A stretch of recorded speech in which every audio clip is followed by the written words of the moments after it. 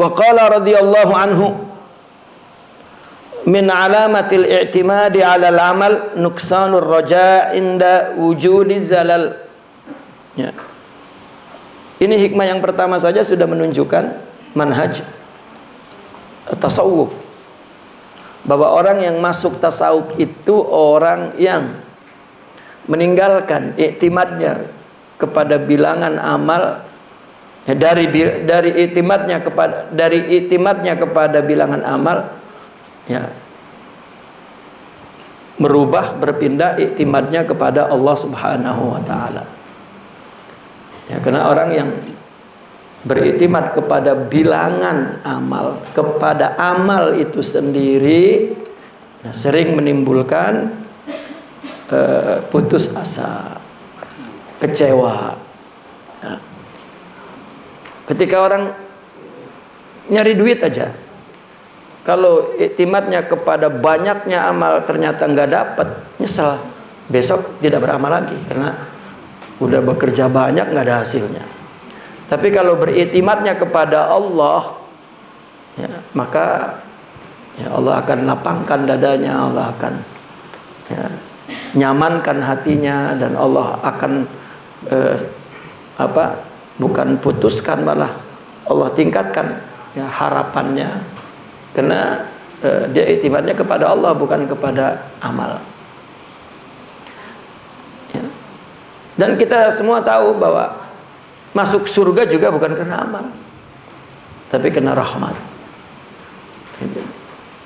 Kita datang kepada Allah dengan bilangan amal kita, seolah-olah kita merasa hamba yang baik karena mempersembahkan banyaknya amal kepada Allah. Ya. Itu mardud, ya, tertolak, ya, karena in kunta bila anta, ya, qarrabah, ya, in kunta bila anta qarrabak, tetapi in kunta ma'ak abadak, in kunta bihi qarrabak. Jika engkau datang, ya, dengan dirimu, maka Allah jauhkan. Kalau engkau datang dengan Allah, maka Allah dekatkan. Dan yang perlu kita sadari betul-betul, orang bertarekat itu adalah orang yang membetulkan hatinya untuk Allah itu saja. Jangan pikir perkara lain. Tarekat kita ngapain?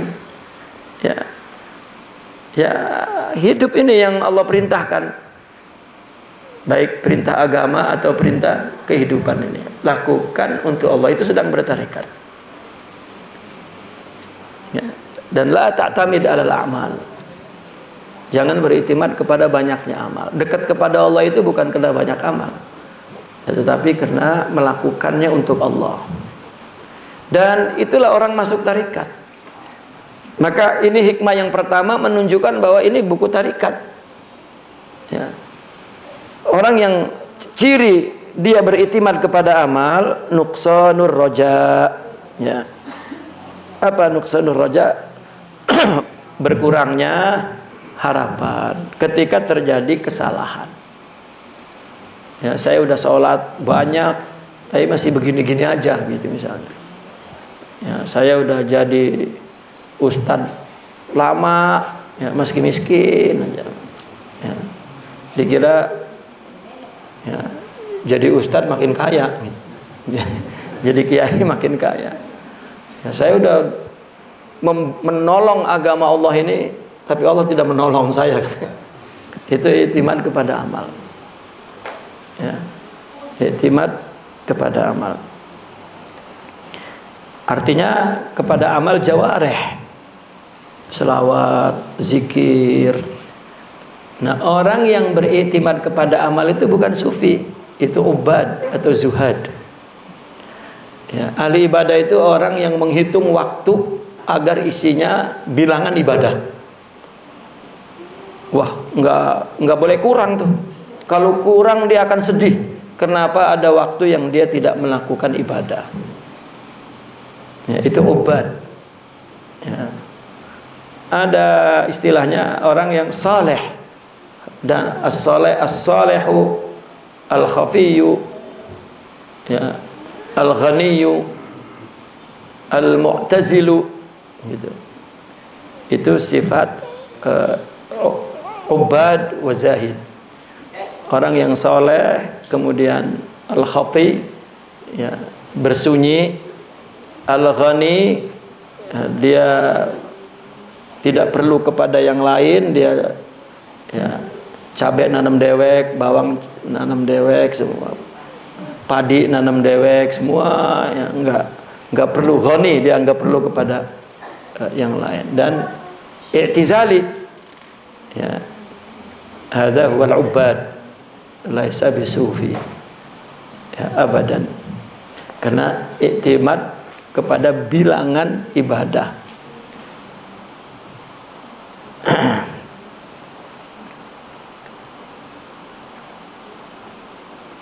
Itu zuhad, ya. Dan ada lagi orang yang beriktimad untuk sampai kepada Allah, ya,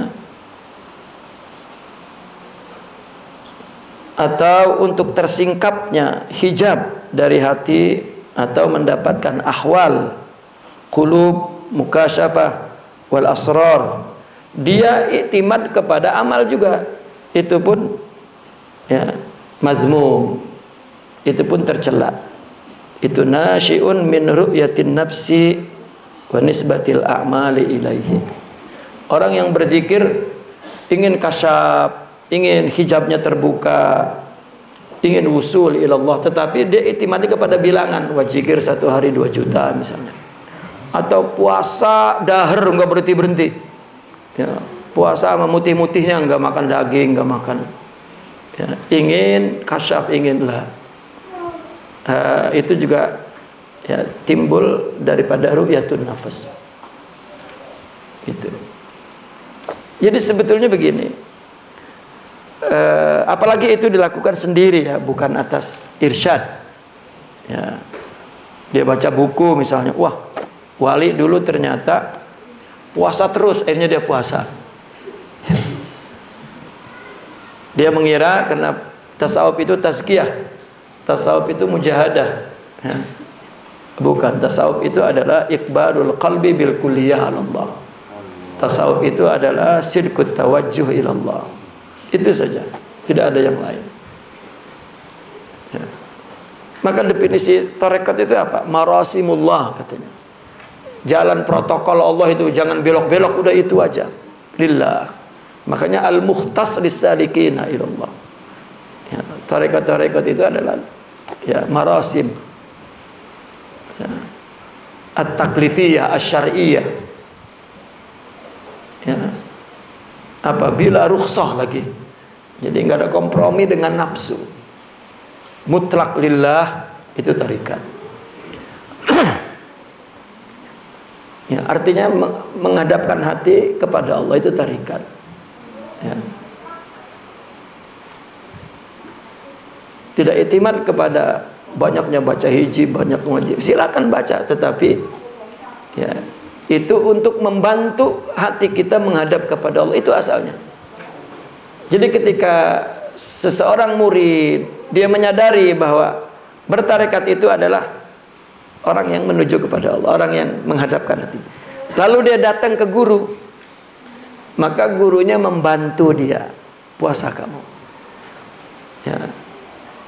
Karena begini, ketika orang beribadah untuk Allah, maka yang dia hadapi itu nafsu. Nafsu kan punya tuntutan yang disebut huzuz, ya, apa? Minta jatah bagian dia mana, ya. Ini tubuh ini. Setiap melakukan kebaikan mesti dia ingin mendapatkan penghormatan, penghargaan. Nah, orang bertarekat itu dihabiskan huzuznya itu, ya. Semua yang dilakukan lillah. Karena hidup ini semuanya khidmat kepada Allah. Orang kepada suami, kepada istri, kepada tetangga, kepada murid, kepada guru, kepada yang tua, kepada yang muda, kepada bos. Hakikatnya dia sedang berkhidmat kepada Allah. Karena kita makan dari rezeki Allah, ya, bukan makan dari rezeki.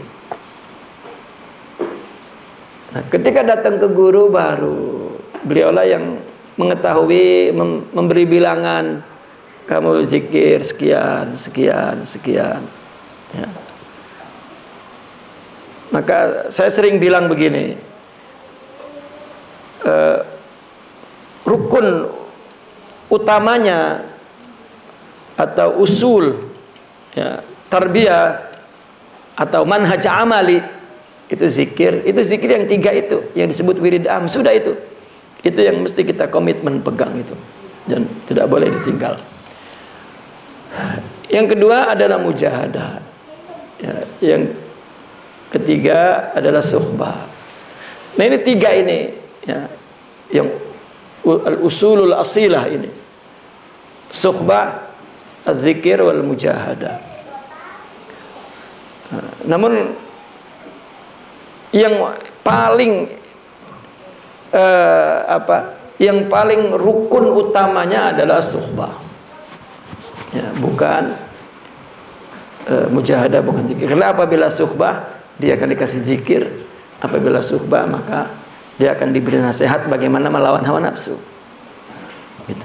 Bukan orang berzikir lalu pergi, atau dia mujahadah, dia puasa dahar tidak berhenti, ya, terus sering menyendiri. Mau bikin apa? Kan bikin wali itu, bikin kasyaf, bikin sedangkan tasawuf adalah berjalan menuju kepada Allah. Jangan bikin apa-apa, ya, maka dikatakan orang yang seperti itu, ya, maghrur, ya asiral ibadat, ya asiral kusyufat, ya asiral futuhat, ya anta maghrur, ya. Kita bukan beribadah bukan untuk apa yang Allah akan berikan kepada kita, tetapi untuk Allah, meskipun tidak diberikan apa-apa, gitu. Dan itulah at-tariq ilallah. Nah, orang sampai kurus yang nggak makan-makan, ya. Bahkan dia nemu kitab leluhur lah gitu. Wah ini kitab, ya, kakek saya yang ke-7 misalnya. Padahal kalau udah yang ke-7 dia yang ke-8 udah habis tuh, ya, warisannya. Tapi masih dipaksa juga tuh, ya. Oh ternyata di sini tertulis, ya, puasa seumur hidup dia puasa, ya. Tetapi kehidupannya tidak ada terikat dengan syariah. Di dalam rumah, di luar rumah, di mana-mana, dan tidak thariq ilallah, ya, tidak. Kalau zikir seperti malaikat sudah, tapi di rumahnya, ya, seperti iblis, ya. Nggak ada di situ adab, nggak ada syariah, dan itu tidak bertarikat, ya. Itu akhirnya jadi dukun, ya, bukan jadi sufi, ya. Bahkan kita dengar ulama dulu, ada seorang wali, ya, nggak disuruh zikir, nggak disuruh puasa, nggak disuruh ngapa-ngapain, ya. Disuruh khidmah, artinya disuruh melakukan sesuatu untuk selain dirimu, kan begitu, ya. Karena untuk Allah, ya, mana Allah, tarbiyahnya lakukan khidmah kebaikan untuk selain dirimu dan tanpa ada balasan yang kamu harapkan. Itu kan di fenomena, ya, guru murid kan begitu, ya, sehingga, ya, banyak kita guru malah istiglal, mengambil kesempatan sebagai guru untuk memperhamba murid-muridnya, bukan untuk mentakwin, ya, membentuk dirinya agar punya sifat khidmah. Karena melakukan sesuatu yang untuk selain dirinya itu susah. Kenapa kelihatannya kita melihat pada mursyidin itu seolah-olah dia ingin diutamakan oleh muridnya. Sebetulnya ya, itu satu hubungan yang nyata bahwa kita punya guru, tidak ada siapa yang kita utamakan dalam hidup ini kecuali dia. Ya, yang kita berbaik sangka kepadanya, maka kita dilatih untuk melakukan itu lillah. Ya. Karena mungkin kepada sesama ya kita yang berat begitu. Siapa sih lo? Kan gitu. Ya. Nah, latihannya di situ. Dan itu juga latihan yang bukan mudah. Ya, karena hawa. Ya. Orang dekat dengan guru khidmat, ya, tiba-tiba gurunya marah, ingkar, maka berarti tujuannya itu ya bukan lillah. Karena dia merasa bahwa dia sudah khidmat banget, kemudian diingkari, nafsu itu menolaknya. Ya. Nah itu fenomena dulu kita lihat. Ya nggak ada puasa, nggak ada apa, tapi begitu kembali dia menjadi orang yang soleh, wali. Ya. Coba cerita para wali dulu. Dia mengerjakan sesuatu untuk masyarakat yang tidak ada timbal baliknya, tidak ada. Seperti gurunya Imam Sya'rani misalnya, Ali Al-Husafi itu. Ya. Ali Al-Khawas, ya. Dia itu tukang ngebuang sampah di depan rumah orang tuh, disiapin tempat sampah, ditaruh di situ, kalau penuh dibuang, ditaruh lagi di situ terus tiap rumah. Artinya dia melakukan itu untuk Allah. Mungkin sholat ya susah untuk Allah, tapi dia coba latih dirinya di situ.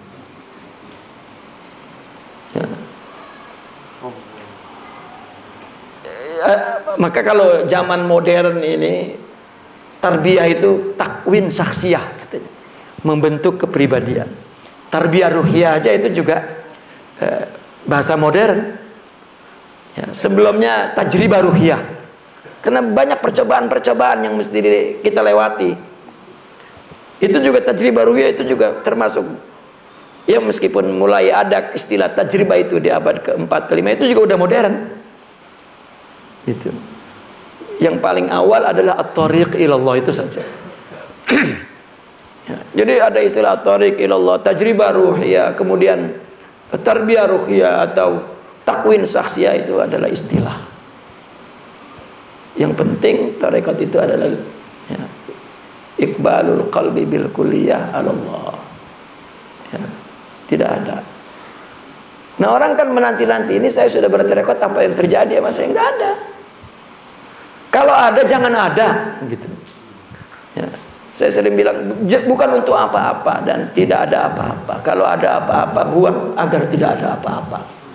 Allah saja. Sudah. Ya, jangan nunggu, wah ada apa nih? Ada mukjizat apa? Ya, itu halu. Ya.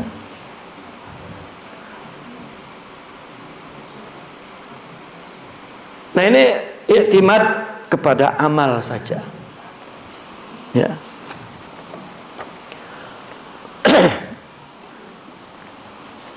Karena seorang arif itu dia tidak melihat bahwa yang beramal dirinya. Karena dari awal dia beriktimad kepada Allah. Bahkan dia melihat al-fa'il haqiqi huwa Allah. Sampai ke situ. Dia melihat dirinya bahwa dia adalah mahal li zuhuri ya, al-haq. Sampai ke situ usulnya tuh.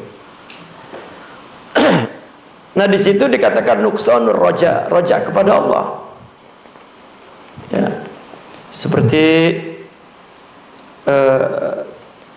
harapannya, wah saya surganya kurang ini, wah saya dapat siksa ini, gitu, karena saya kurang ibadahnya.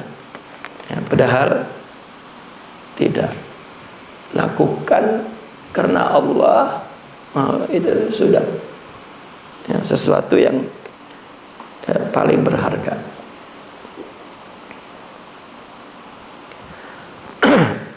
Ini hikmah yang pertama adalah satu hikmah yang menjelaskan tentang tarikat tasawuf, bahwa orang apabila masuk tarikat berarti dia pindah iktimad ya, dari amal kepada Allah, dari tujuan selain Allah, tujuan kepada balasannya, kepada anugerahnya, kepada tujuannya Allah saja. Itulah ya, tarekat. Maka orang bertarekat itu apa? Sifat pertama yang perlu dimiliki at-taubah, ar-ruju' ilallah. Ya, itu makom pertama yang dia mesti sabit gitu. Ya, kedudukannya di sisi Allah adalah at-taubah, ar-ruju' ilallah. Ya, sedangkan orang yang bertaubat adalah orang yang dalam hatinya tumbuh tiga keadaan, tiga hal. Apa? Al-muhasabatu fi dzahir.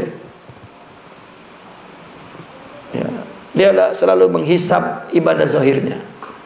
Wal muraqabatu fil batin, dan mengawasi batinnya, ikhlas tidak, khusyuk tidak, apa. War riayah, dan menjaga ya, dirinya, ibadahnya, amalnya. Ya. Nah, apabila dia melakukan itu, maknanya dia sedang bertaubat. Baru dibantu dengan istighfar. Ya, astagfirullah. Maka pertama-tama wirid tarekat, semua tarekat istighfar. Ya, dari istighfar kepada perbuatan buruk, ya, agar diampunkan, agar kita berbuat baik, dan istighfar kepada berbuat dengan diri sendiri, ya, menjadi istighfar ya, berbuat dengan Allah. Dari istighfar min wujudik ya, istighfar dari adamu ya, kepada wujudillah ya, terus istighfar sampai taubat itu menumbuhkan sifat-sifat atau makom-makom lain. Min alamatil i'timadi 'alal amal nuqsanur roja. Kita apabila bermaksiat saja, ya Allah, ya, udah harapan kepada Allah itu turun, ya. Dan rasanya apa? Rasanya dia sudah tidak bergunalah amalnya begitu. Ya, karena itibarnya kepada amal. Ya, akhirnya mungkin setelah itu dia berkurang ibadahnya. Ya. Sering saya mendengar keluhan begini. Dulu saya itu sering baca Quran, sering salat sunnah. Begitu masuk tarekat berhenti. Keinginan itu hilang. Iyalah. Karena orang bertarekat orang yang melawan hawa nafsu. Kemarin itu dilakukan dengan nafsu. Nah, ketika nafsunya tidak diberi bagiannya, ya udah. Sama dengan orang sholat ada kekasihnya, rajin terus, kekasihnya nggak ada, berhenti. Kenapa ya? Saya kok hilang semangatnya? Kekasihnya nggak ada. Itu artinya bahwa dia belum pernah menyembah Allah. Ya. Kalau ketika orang sudah menghadap kepada Allah dan Allah sudah menyambutnya, maka ada kelezatan ya, yang bukan kelezatan dari bilangan ya. Dan ada kenikmatan yang kenikmatan bukan berlihat kepada apa perbuatannya. Nah, ini banyak orang.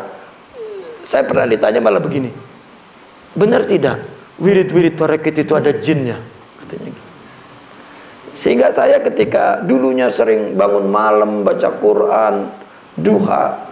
Sekarang itu hilang. Apa ada jinnya katanya? Ya. Dia kira itu mundur, padahal maju itu.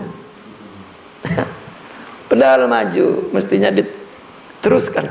Itu teguran dari Allah bahwa engkau sudah datang kepadaku, ya, maka iktimadmu kepadaku, bukan kepada Allah.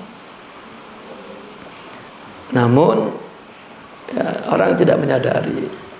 Akhirnya udah nggak mengerjakan sama sekali. Ya. Malah iktimadnya kepada zikir terus, bukan kepada amal ibadah, zikir. Ya, Quran juga udah nggak dibaca. Ya. Ada lagi orang bilang begini, berarti di Nusantara ini orang secara tidak langsung semua bertarekat. Kenapa? Karena mereka mengamalkan wirid-wirid tarekat. Itu juga salah, karena tarekat bukan wirid, tarekat bukan zikir. Tarekat itu menghadapkan hati kepada Allah dalam hidup ini, itu sedang bertarekat. Ya. Taib. Wa qala radhiyallahu anhu. Ini kena kitabnya, saya pikir Ustaz Hadari bawa kitab. Kita baca 2 aja. Ya. Nanti setiap bulan saya ingin membaca paling sedikit itu 5 lah. Ya, supaya cepat hatam. Paling sedikit 5 saja. Ya, karena begini, orang ketika intisab kepada tasawuf itu, ya, ada 4 perkara yang perlu diselesaikan setelah talqin wal bai'ah. Apa? Akhdur riwayah. Ya. Kemudian akhdur dirayah. Mengambil semua riwayat kitab-kitab mereka, baca cepat misalnya. Dan juga mengambil dirayah, artinya mengambil paham kepada makna-makna itu, ya. Dan yang keempat adalah akhdut tadrib wa tarbiyah, gitu. Yaitu taujihat tentang membantu kita, taujihat dari para masyayikh membantu kita untuk sidiq, ya, kepada Allah dan iqbal kepada Allah. Adapun memang musyarakah fi qiraat awradihim, ya, wa azkarihim, itu juga merupakan salah satu mazahir al-intisab, ya, intisab ilal madrasah. Ya, saya sebetulnya lama ingin ya, mengatakan, namun dalam madrasah ini kita tidak iktimad kepada ibarah, ya, bahwa kita punya majelis, ya, dan al-faqir, ya, ketika datang ke majelis ini bersama Sidi Abdul Latif, maka di Cirebon, ya, majelis madrasah kita adalah di sini, ya. Maka mereka yang telah mengambil intisab kepada tarekat ini, ya, hendaklah mengikuti musyarakah wal mutaba'ah dalam majelis salawat wa al-azkar wal awrad, ya, yang dilakukan malam Minggu, malam Senin, ya. Atau, ya, kalau mau dirubah harinya ke malam ini boleh, selama tidak mengganggu jadwal pesantren misalnya, ya, agar ketika al-faqir akan rutin bulanan yang di malam Sabtu, gitu. Di malam Sabtu, karena mungkin Jumat biasanya libur pondoknya, jadi malamnya bisa kita pakai untuk membaca aurat dan ya, dan pada, ya, beberapa ahbab yang akhdul intisab, ya. Maka salah satu bentuk intimah, bentuk loyalitas kepada madrasah ini adalah di waktu yang sempat, yang kosong, ya, hadir dalam majelis zikir dan selawat. Ya, kita tidak bikin lagi di tempat lain kecuali di majelis ini, insyaallah. Wa qala radhiyallahu anhu, iradatuka tajrida ma'a iqamatillahi iyyaka fil asbab minasyahwatil khafiyah. Keinginanmu untuk tajrid, ya. Keinginanmu untuk tajrid.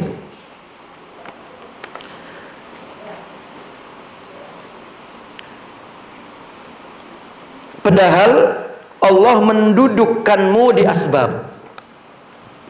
Ma'a iqamatillahi iyyaka fil asbab minasyahwatil khafiyah, itu adalah dari syahwat yang tersembunyi. Ya, apa tajrid? Tajrid itu meninggalkan asbab zahir, ya. Artinya kerja-kerja dunia. Ya ustadz lah, kiai lah, kan dia berada dalam tajrid. Dia tidak lagi melakukan usaha-usaha dunia, ya, karena waktunya full. Artinya tajrid ila ibadah, tajrid ila Allah, ya, artinya tidak berletih-letih, ya, bukan berarti sama sekali tidak ada usaha, ya, tidak boleh. Namun artinya tajrid itu tidak ta'ab, ya, tidak banyak waktunya di situ, itu tajrid. Nah, Allah dudukkan di situ, lalu tiba-tiba ingin asbab, ya, ingin jadi bisnismen, ya, karena dia pikir, waduh, ini saya ini ngajar doang, nggak punya duit. Kalau saya bisnis, mungkin saya bisa nyumbang, bisa ini syahwatun khafiyah, ya. Ini adalah keinginan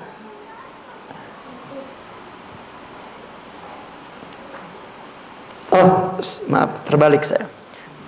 Ya, iradatuka tajrid. Allah dudukkan dia di asbab, ya. Allah dudukkan dia di dagang, ya. Allah takdirkan nasib dia, ya, di petani, di bisnis. Tiba-tiba pengen jadi kiai gitu. Baik, jadi kiai ini enak, ya, enggak ngapa-ngapain, tapi hartanya, rezekinya datang. Saya ini capek-capek, ya, rezekinya susah. Itu ada syahwat yang tersembunyi itu. Karena ibadah itu bukan di mana-mana, tapi di mana Allah dudukkan di situ, dan beribadahlah di situ. Ini juga salah satu manhaj Syazili. Jadi yang kedua kan murni ibadah itu lillah, jangan melihat kepada banyaknya, tetapi kepada kemurnian lillahnya, itulah i'timad kepada Allah. Itu manhaj yang ditanamkan dalam Syazili. Yang kedua, beribadahlah dari Allah dudukkan di situ. Sebetulnya kalau dalam tinjauan fikih, ini adalah fikhul abdoliyat. Ya, kalau dulu kan abdoliyat, kalau zaman sekarang aulawiyat. Ya, itu istilah modernnya adalah memahami skala prioritas. Ya. Misalnya orang kaya itu ibadah utamanya itu ngasih kepada yang miskin. Ya, ini enggak, orang kaya pelit, zakat juga enggak, tetapi puasanya tuh rajin, tasbihnya di tangan, zikir terus. Ya, itu enggak akan merubah kewajiban dia, enggak akan, tidak. Ya, bahkan tidak bisa dia mendekat kepada Allah dengan ibadah itu. Ya, tidak bisa, karena ya, Allah dudukkan di mana, ibadahlah di situ. Gitu. Nah, orang yang didudukkan di asbab, nggak usah merubah bahwa saya kalau jadi ustadz, wah ibadahnya luar biasa. Tidak. Ya, dimanapun dia diletakkan oleh Allah, jika dia melakukan tarikat di situ, sampai. Ya, sampai. Nah, keinginan untuk menjadi tajrid itu adalah syahwat yang tersembunyi. Mesti ada udang di balik batu. Ya. Gitu. Ada orang begini, orang kaya gitu kan. Biasanya orang kaya ini hubungan sosialnya itu agak sedikit terganggu karena ya dia mungkin ya istilah begitu, tinggi, sombong gitu. Lalu dia ngelihat ulama itu punya hubungan sosial yang sangat rapat. Kelihatannya ulama itu banyak kemudahan dalam hidupnya berkenaan dengan hubungan sosial. Nah ini tiba-tiba orang kaya datang kepada ulama tuh ngajak bebesan. Ya mudah-mudahan saya jika keluarga kepada ulama saya kebawa ke surga. Saya padahal tetap syahwatin khafiyah. Ada udang di balik batu, bisnis. Ya, agar dia makin mudah hubungan sosialnya kepada orang. Ya, kalau memang dia mau ibadah nggak perlu bebesan. Ya. Kasih aja uangnya ke kiai, itu kiai buat masjid, buat pondok, kan ibadah. Kalau lillah. Nah, ini enggak. Ya. Malah sudah jadi besan pun tetap pelit. Ya. Ini kita bicara realita ya. Orang menuju kepada Allah itu syahwah.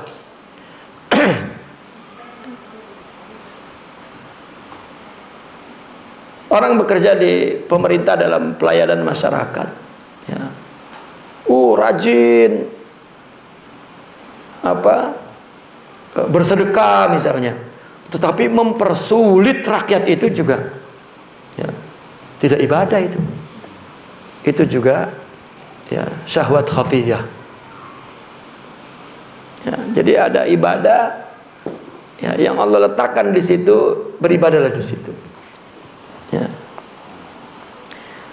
Iradatuka tajrid, kamu pengen tajrid, pengen meninggalkan sebab-sebab dunia, padahal Allah dudukkan engkau di sebab, itu syahwat khafiyah.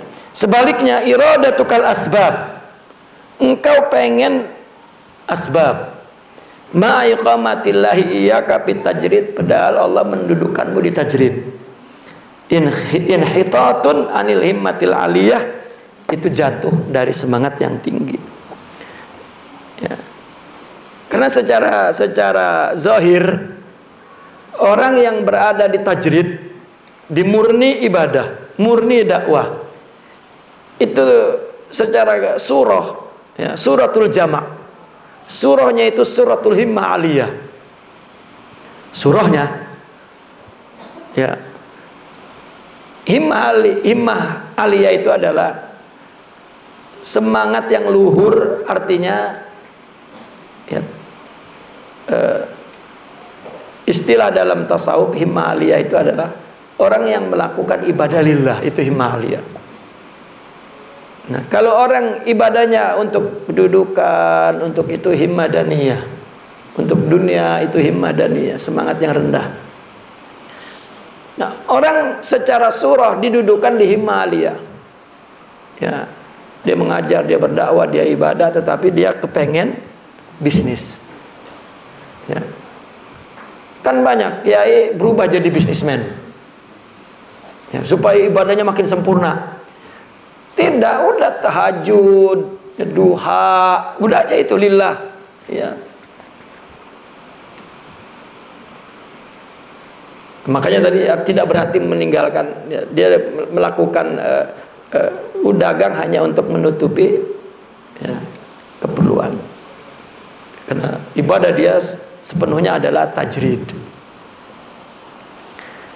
Nah, ingin tasabbub asbab itu atau iktisab ya, padahal Allah dudukan tajrid. Nah, kalau yang pertama, orang pengen tajrid padahal didudukannya dia di asbab ya, apakah tidak boleh orang itu ingin pindah ke tajrid ya? Tidak boleh, kecuali ada sebab-sebabnya ya. Sebabnya seperti apa? Selama dia berada dalam asbab, dalam kehidupan dunia, agamanya terpelihara dan tidak punya ketamakan, ya, kepada keadaan orang lain, ya, tidak ada kompetisi yang buruk untuk sehingga sangat materialistik, ya, hidupnya tidak materialistik, tidak tamak gitu. Dan ibadah zahir kita dan ibadah batin kita juga selamat, ya. Dimana kita diletakkan di situ, ya katakanlah ibadahnya selamat, akhlaknya selamat, kemudian tidak ada ketamakan, ya. Dan yang keempat adalah ibadah, akhlak, tidak ada ketamakan, dan masih sempat dapat menuntut ilmu. Jika empat itu ada, maka berarti Allah ridho, ya, kita di asbab itu. Apalah sebab itu, usahanya apalah, tapi empat itu ada, jangan pernah minta pindah dari situ, merubah diri menjadi tajrid, ya. Nah sebaliknya, orang yang tajrid juga jangan pindah ke asbab, ya. Ya, selama keperluannya hidup terpenuhi, keperluan makan, pakai, sudah gitu. Karena Allah akan datangkan rezeki min haitsu la yahtasib, gitu, ya. Ya, sebetulnya nanti ada kaitan mungkin di hikmah nomor berapa itu tentang apakah boleh menerima uang dari orang tajrid itu. Entah di hikmah berapa itu dibahas, ya, boleh, ya. Bolehnya sebatas apa prinsipnya, ya, itu dibahas, ya, di dalam kitab hikam ini.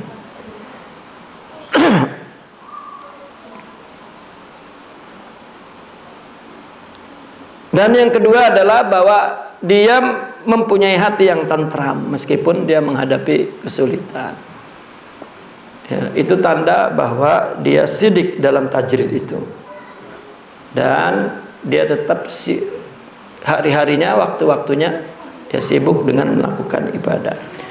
Nah jika dia ingin keluar dari situ, padahal waktu-waktunya dia sibuk dengan ibadah dan punya ketentraman hati dari ibadahnya, dan keperluan lah terutama itu juga terpenuhi, tiba-tiba dia ingin keluar, ingin lebih, ingin melihat seperti orang, ingin, itu sebetulnya inhitat anil himmatil aliyah, ya, gugur, ya. Ada fenomena begini, ada seorang bisnismen tuh, ya, seorang bisnismen tiba-tiba dia bangun madrasah, bangun pondok, naruh ustadz di situ, dia di atas ustadz, di atas kiai. Itu juga syahwatun khafiyah, tidak beradab kepada ilmu, tidak beradab kepada ahli ilmu, meninggikan mal alal ilm, ya, itu juga syahwat khafiyah. Dia kira bahwa itu dia sudah ibadah tuh, karena ngegaji guru, apa dia punya madrasah, bukan.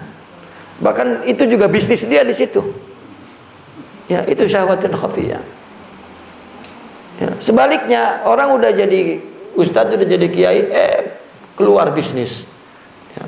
Dia bikin pesantren, bikin pondok apa, padahal dia orangnya, dia yang punya ide, dia yang punya ilmu, dia yang punya konsep, dituangin ke orang, dia bisnis. Alasannya buat gaji guru, ya, itu inhitatun, ya, anil himmatil aliyah.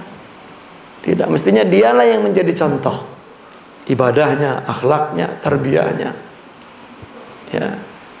Jadi banyak orang tidak iktimad kepada Allah, ya. Banyak dia mengira bahwa ibadah itu di sana, tidak, di mana Allah tempatkan disitulah ibadah.